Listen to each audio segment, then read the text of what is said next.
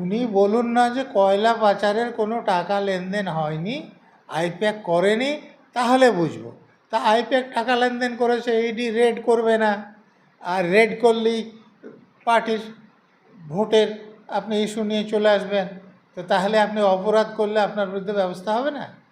যে কয়লার যে পাচার হয়েছে তার টাকা কোথায় গিয়েছে আপনারা জানেন। যে অভিষেক যে সংগঠনের নেতা ছিলেন সেই সংগঠনের অন্যতম নেতা এখন দেশ থেকে পালিয়েছে।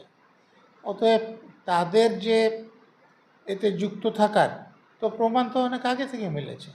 ধরে যখন হাজতে পড়বেন তখন জানবেন।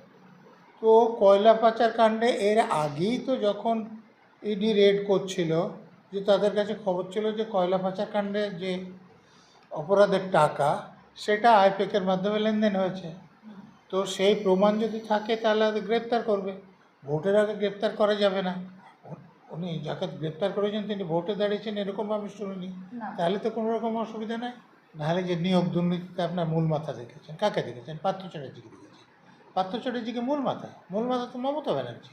মমতা ব্যানার্জির অনুমতি না থাকলে পার্থ চ্যাটার্জির ঘাড়ে কি 12টা মাথা আছে যে উনি ওই টাকা নিয়ে চাকরি বিক্রি করেছেন? তো মমতা ব্যানার্জিকে অ্যারেস্ট করে তো দূরের কথা, জিজ্ঞাসাবাদ করা হয়েছে, তো মূল মাথা কখনো সামনে আসেনি। একটা চ্যানেল দেখলাম যে উনি বলছেন যে জোড়া ফুলকে ভোট দেবেন না, তারপরে আবার বলছেন না না জোড়া ফুলকে ভোট দেবেন। ভয় আছেন কি? আতঙ্কে আছেন, এ ব্যাপারে কোনো সন্দেহ নেই। সেই জায়গায় দাঁড়িয়ে অভিষেক বন্দ্যোপাধ্যায় বলছে ভোটের আগে ইডির তৎপরতা বেড়ে গেছে, এটা নিছকই চক্রান্ত, কি বলবেন? উনি যদি অপরাধ না করতেন, টাকা লেনদেন না করতেন, তাহলে ইডির অ্যাক্টিভিটি বাড়ার কোনো সুযোগ ছিল না। সুযোগ ওনারা করে দিয়েছিলেন, তাই ওনাদের। স্যার, তৃণমূলের পক্ষ থেকে কেউ কোনো মন্তব্য করলো না, তড়িঘড়ি অভিষেক বন্দ্যোপাধ্যায় একটা কিন্তু পোস্ট টুইটারে দিয়ে দিল, সোশ্যাল মিডিয়ায় দিয়ে দিল, কি বার্তা যাচ্ছে? এটা তো খুবই স্বাভাবিক যে কয়লার যে পাচার হয়েছে তার টাকা কোথায় গিয়েছে আপনারা জানেন। যে অভিষেক যে সংগঠনের নেতা ছিলেন সেই সংগঠনের অন্যতম নেতা এখন দেশ থেকে পালিয়েছে। অতএব তাদের যে এতে যুক্ত থাকার তো প্রমাণ তো অনেক আগে থেকে মিলেছে। এখন মুশকিল হচ্ছে ইডি এদের বিরুদ্ধে তদন্তটা শেষ করে সাজার ব্যবস্থা করছে না, যার জন্য এরা বড় বড় কথা বলছে। যদি তারা জেলে ঢুকে যেত তাহলে এসব কথা স্যার, বলার সুযোগ ভোটের ছিল আগে না। কি কোনো রকম ভাবে জেলে যাওয়ার সম্ভাবনা রয়েছে? কারণ আমরা দেখতে পাচ্ছি ভিনেশ চান্ডাল মূল মাথা কিন্তু, মানে মূল মাথার মধ্যে একটা মাথা কিন্তু ভিনেশ চান্ডাল। না, গ্রেপ্তার হয়েছেন মানে যাবেন না পেলে হাজতে তো যাবেন। এখন জেলে মানুষ যায় যখন কোর্ট সাজা দেয়, তো সেইটা এত তাড়াতাড়ি ভোটের আগে শেষ হয়ে যাবে বলে আমি আশা করছি না। অভিষেক বন্দ্যোপাধ্যায়ের কি গ্রেফতারি হওয়ার কোনো সম্ভাবনা রয়েছে? কারণ আমরা দেখতে পাচ্ছি তৃণমূলের পক্ষ থেকে সেভাবে কেউ রেসপন্স করছে না, তড়িঘড়ি অভিষেক ব্যানার্জিকে কি ইডি সত্যি গ্রেপ্তার করতে চায়? তাহলে তার বিরুদ্ধে তো প্রমাণ নাই এরকম নয়। এখন যদি গ্রেপ্তার না করে তাহলে তো কিছু বলার নাই। অভিষেক বন্দ্যোপাধ্যায় বলছে তৃণমূল আর বিজেপির লড়াইটা একদম জোরদার হচ্ছে, সেই জন্যই এই ইডি এত সক্রিয় হয়ে উঠেছে। উনি বলুন না যে কয়লা পাচারের কোনো টাকা লেনদেন হয়নি, আইপ্যাক করেনি, তাহলে বুঝবো। তা আইপ্যাক টাকা লেনদেন করেছে, ইডি রেড করবে না? আর রেড করলেই পার্টির ভোটের আপনি ইস্যু নিয়ে চলে আসবেন, তো তাহলে আপনি অপরাধ করলে আপনার বিরুদ্ধে ব্যবস্থা হবে না? ব্যবস্থা অবশ্যই হতে হবে। স্যার, একেবারে শেষ প্রশ্ন, মমতা বন্দ্যোপাধ্যায় পরশুদিনকে বলেছিলেন আজ মধ্যরাত থেকেই মিশন শুরু হয়ে গেছে, অপারেশন শুরু হয়ে গেছে, কিসের ইঙ্গিত দিয়েছিলেন? এটাই কি সেই ইঙ্গিত ছিল? ইঙ্গিতটা সোজা, উনি ভয় পাচ্ছেন যে এবার ক্ষমতা থেকে চলে যেতে পারেন। অতএব আতঙ্কে যখন যেরকম মুখে আসছে বলে দিচ্ছেন, সেটা সব সময় ঠিক থাকছে না, কথা ভুল বলে দিচ্ছেন। এমনকি আমি তো একটা চ্যানেল দেখলাম যে উনি বলছেন যে জোড়া ফুলকে ভোট দেবেন না, তারপরে আবার বলছেন না না জোড়া ফুলকে ভোট দেবেন। ভয় আছেন কি? আতঙ্কে আছেন, এ ব্যাপারে কোনো সন্দেহ নেই। কারণ যে মরা ভোটারদের নাম বাদ গিয়েছে সেটা বাদ গেলে ওনার যদি সুবিধা হতো তো ওনারা বিরোধিতা করতেন না। যে অস্তিত্বহীন লোকদের নাম বাদ গিয়েছে তাতে যদি সুবিধা হতো তাহলে ওনারা বিরোধিতা করতেন না। ওনারা বিরোধিতা করেছেন মানে যা হয়েছে তাতে ওনাদের অসুবিধা। স্যার, ভিনেশ চান্ডালকে এভাবে গ্রেপ্তার করা হয়েছে, আমরা শিক্ষা দুর্নীতি থেকে শুরু করে বিভিন্ন রেশন দুর্নীতির মূল মাথাকে সামনে দেখতে পেয়েছি, বলছি এই কয়লা পাচার কাণ্ডের মূল মাথা কি সামনে আসবে? যারা তদন্ত করছেন তারা যদি সামনে আনতে চান তাহলে আসবে, নাহলে আসবে না। নাহলে যে নিয়োগ দুর্নীতিতে আপনার মূল মাথা দেখেছেন, কাকে দেখেছেন? পার্থ চ্যাটার্জিকে দেখেছেন। পার্থ চ্যাটার্জিকে মূল মাথা তো মমতা ব্যানার্জি। মমতা ব্যানার্জির অনুমতি না থাকলে পার্থ চ্যাটার্জির ঘাড়ে কি 12টা মাথা আছে যে উনি ওই টাকা নিয়ে চাকরি বিক্রি করেছেন? তো মমতা ব্যানার্জিকে অ্যারেস্ট করে তো তোর কাছে জিজ্ঞাসাবাদ করা হয়েছে, তো মূল মাথা কখনো সামনে আসেনি। বারংবার যখন এই দুর্নীতির প্রসঙ্গ আসে, মুখ্যমন্ত্রীকে প্রশ্ন করা হলে তিনি বলেন আমি কিচ্ছু জানি না।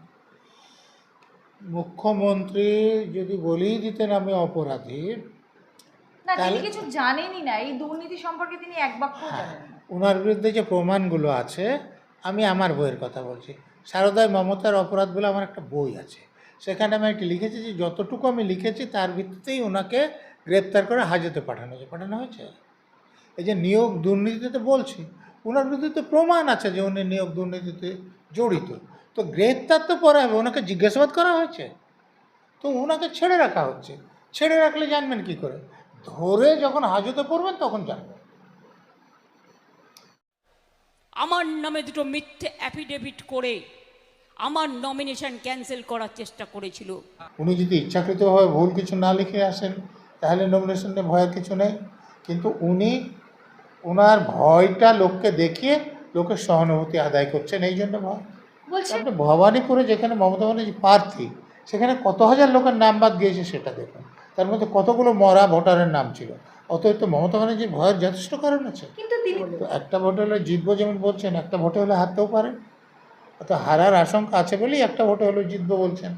আসলে মুখ্যমন্ত্রী যেহেতু আতঙ্কিত, ভুল কথাও বলছেন, এক কথা বারবার বলছেন, উল্টোপাল্টা বকছেন, এবং মুখ দিয়ে যা বেরিয়ে যাচ্ছে তাই বলছেন, মানে যাকে বলে ভুল বকা। উনি ভুল বকতে শুরু করেছেন, হয়তো বুঝতে পেরেছেন যে তিনি আর ক্ষমতায় থাকছেন না। আপনার তো আইনজীবী কম নেই, লোকের করের টাকায় আপনি তো খুব কম পয়সার আইনজীবী লাগাচ্ছেন না, তাহলে আপনারা মামলায় হারছেন কেন?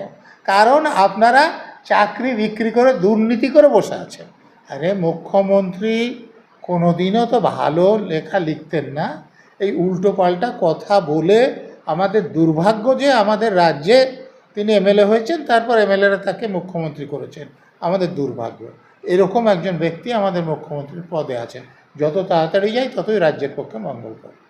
দেখুন, মুখ্যমন্ত্রীর সংশয়ের কারণ থাকার কারণ নেই, কারণ অনেকগুলো ভোটে পরপর উনি নমিনেশন পেপার ফাইল করছেন, এবং উনি নমিনেশন পেপার ফাইল করতে জানে না, কোথায় কী লিখতে জানে না সেটা নয়। অতএব কোনোবার ওনার মনোনয়ন বাতিল হয়েছে বলে আমরা শুনিনি। যেটা হতে পারে উনি ভয় পেয়েছেন, আতঙ্কিত বোধ করছেন, আর লোকের সহানুভূতি আদায় করতে চাইছেন, না হলে অন্য কোনো কারণ আমি দেখছি না। তাহলে কি এটা নিছকই নাটক করছেন তিনি? এ ব্যাপারে কোনো রকম সন্দেহ নাই। আমি তো বলছি, উনি তো আজ থেকে ভোটে দাঁড়াচ্ছেন না, আর কোনোদিন ওনার নমিনেশন পেপার বাতিল হয়েছে আমরা শুনিনি।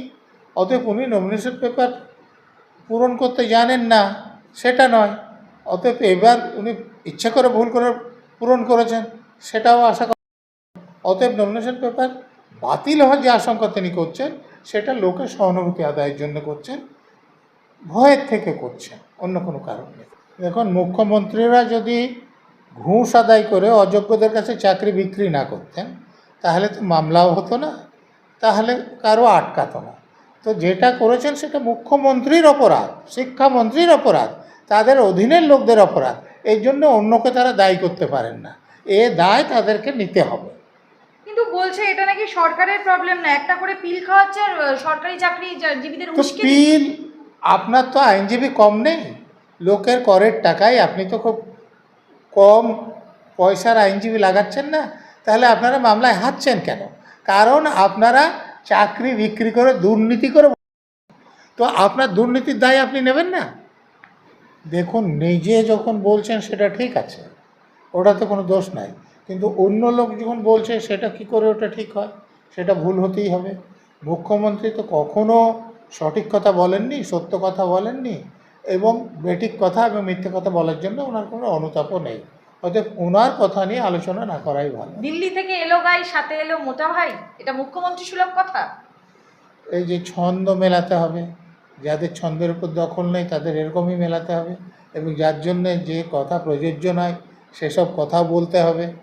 তো এটা তো ওনার তো নিজের লজ্জা নাই, অন্য লোকদের শুনে লজ্জা লাগছে। মোদিবাবুকে জিজ্ঞাসা করুন আপনি বছরে 2 কোটি চাকরি কিভাবে দিয়েছিলেন। একটি চাকরিও কি দিয়েছেন? বাংলায় চাকরি দিতে এসেছেন, আবার 2 কোটি ছেলেমেয়েদের চাকরি দিয়েছে, আগামী দিনও দেব। মুখ্যমন্ত্রী নাকি 2 কোটি ছেলেমেয়েদের চাকরি দিয়েছে, মোদি নাকি কোনো চাকরি দেয়নি। অথচ আমরা দেখতে পাচ্ছি আমাদের পশ্চিমবঙ্গ থেকে কয়েক হাজার ছেলেমেয়েরা বাইরে চলে যাচ্ছে। না, 2 কোটি চাকরি দিলে তো একটা হিসেব করতে হবে। তো বিধানসভা আছে 294টা, তাহলে এক একটা বিধানসভায় কতটা করে চাকরি হবে? তা আমি যেখানে বিধানসভা আছে সেখানেও তো কিছু লোক চাকরি পাবে, আমি যেখানে বাস করছি সেখানেও তো কিছু লোক চাকরি পাবে। তা আমরা দেখতে পাচ্ছি না ওই চাকরি দেওয়াগুলোকে, শুধু মমতা ব্যানার্জি দেখতে পাচ্ছেন। এ তো সব ওই লোকের কথাই বলে না যে ঢপের চপ, তো এগুলো ওই সব ঢপের চপ দিচ্ছে। দিল্লি জয় করবে, মুখ্যমন্ত্রী বলছে এবারেও আমি এখানে জিতবো, জেতার পরে দিল্লি গিয়ে জয় করব, আমাকে কেউ রুখতে পারবে না। তো ওনাকে জয় করতে মানাটা কে করেছে? এতদিন দিল্লি জয় করতে কেউ কি মানা করেছিলেন? আমরা তো শুনিনি। উনি নিজে নিজে যদি জয় না করতে পারেন সেটা ওনার ব্যাপার। অল ইন্ডিয়া তৃণমূল কংগ্রেস দলটা কি আপনি মনে করেন যে ইন্ডিয়া রেজিস্টার্ড দল? এটা তো নাম অল ইন্ডিয়া। তো ধরুন যাদের একজনও লোক আছে, তিনি যদি বলেন যে আমি অল ইন্ডিয়া দল, তিনি বলতেই পারেন। তবে তিনি নির্বাচন কমিশন থেকে জাতীয় দলের স্বীকৃতি পেয়েছেন কিনা সেটা হচ্ছে আসল ব্যাপার। মা বোনেরা, খেলা হবে, দুরন্ত খেলা হবে। শব্দ শোনা যাচ্ছিল না বলে মুখ্যমন্ত্রী বারংবার বলছে শব্দ কেন শোনা যাচ্ছে না, আপনারা উলুধ্বনি দিন, ছেলেরা হাততালি দিন। মুখ্যমন্ত্রী চিৎকার করে করে বলছে। আসলে মুখ্যমন্ত্রী যেহেতু আতঙ্কিত, ভুল কথাও বলছেন, এক কথা বারবার বলছেন, উল্টোপাল্টা বকছেন, এবং মুখ দিয়ে যা বেরিয়ে যাচ্ছে তাই বলছেন। মানে যাকে বলে ভুল বকা, উনি ভুল বকতে শুরু করেছেন। হয়তো বুঝতে পেরেছেন যে তিনি আর ক্ষমতায় থাকছেন না। আরে স্বাধীনতা আন্দোলনে আপনারা ছিলেন না, বিজেপি বলছি তৃণমূল ছিল কি? তৃণমূলের জন্ম হয়েছে কত সালে, আর স্বাধীনতা এসছে দেশে কত সালে? 98-99 সালে তো তৃণমূলের জন্ম হয়েছে। তো 1947 সালে স্বাধীনতার সময় তৃণমূল ছিল কি করে? স্বপ্নে যদি থাকে তাহলে আলাদা কথা, কিংবা এখন যদি স্বপ্নে দেখেন তাহলেও আলাদা কথা। স্বাধীনতা আন্দোলনে সিপিএম এই আজাদি ঝুটা হে বলেছিলেন। স্বাধীনতা আন্দোলন নাকি সিপিএম বলেছিল যে আজাদি ঝুটা হে। দেখুন, কমিউনিস্ট পার্টির লোকেরা যেসব কথা বলেন সেগুলো বোঝার মতো ক্ষমতা থাকা চাই। যে ধরুন, যখন অর্থনৈতিক স্বাধীনতা না থাকে তখন রাজনৈতিক স্বাধীনতা সার্থকতা লাভ করে না। তো সেখান থেকে আমাদের দেশে তো এখনও অর্থনৈতিক স্বাধীনতা নাই। যাদের কোটি কোটি টাকা আছে তারাই এমএলএ হচ্ছে, তারাই এমপি হচ্ছে। যারা গরিব মানুষ তারা কি এমএলএ বা এমপি সিটে জেতার জন্য আশা করতে পারে? প্রার্থীই হতে পারে না। এক একটা এমএলএ সিটে আইনত যত খরচ করা যায় সেটা কত লাখ, একজন এমপির সিটে আইনত যত খরচ করা যায় সেটা কত লাখ। সাধারণ লোকের এই টাকাটা আছে? 294টা আছে, উনি 394 পাবো তাও বলতে পারেন, ওনাকে বলতে তো কেউ আটকাচ্ছে না। কিন্তু ভোটের রেজাল্ট আউট হলে যখন দেখা যাবে কটা পেয়েছে, যদি জেতেন ভালো, হারার সম্ভাবনা অনেক বেশি। 226টা ভোটে সিটে জিতবেন তিনি। আমি তো বলছি উনি 326টাও বলতে পারেন, সিট যেখানে 294, ওনাকে বলতে কে আটকাচ্ছে? চামড়ার মুক্ত বলে দিচ্ছে, উনি তো সব কথা বলে দেন এরকম। কিন্তু সত্যি ভোট বেরোলে বুঝতে পারবেন কটা পাচ্ছে। মুখ্যমন্ত্রীর এত ভয়ের কারণ কি? তিনি প্রত্যেক দিন যাচ্ছেন, এই ধরনের মন্তব্য করছেন এবং সব কিছুর শেষে বলছেন জয় বাংলা স্লোগান দিচ্ছেন, দিল্লি জয় করব বলছেন। দেখুন, মরা লোকের নাম বাদ গেলে যদি তৃণমূলের সুবিধা হতো তাহলে তারা কি সংশোধনের বিরোধিতা করতেন? করতেন না। যদি অস্তিত্বহীন লোকের নাম বাদ গেলে তৃণমূলের সুবিধা হতো তাহলে কি তারা ভোটার তালিকা সংশোধনের বিরোধিতা করতেন? তা আপনি ভবানীপুরে যেখানে মমতা ব্যানার্জি প্রার্থী সেখানে কত হাজার লোকের নাম বাদ গিয়েছে সেটা দেখুন, তার মধ্যে কতগুলো মরা ভোটারের নাম ছিল। অতএব তো মমতা ব্যানার্জির ভয়ের যথেষ্ট কারণ আছে। কিন্তু তিনি তো বলছেন যে আমি একটা ভোটে হলেও ভবানীপুরে জিতবো, একটা ভোটে হলেও। তো একটা ভোটে হলে জিতবো যেমন বলছেন, একটা ভোটে হলে হারতেও পারেন। অত হারার আশঙ্কা আছে বলেই একটা ভোটে হলেও জিতবো বলছেন। ভোটের রেজাল্ট বেরোক, তারপরে দেখবেন যে জেতেন কি হারেন।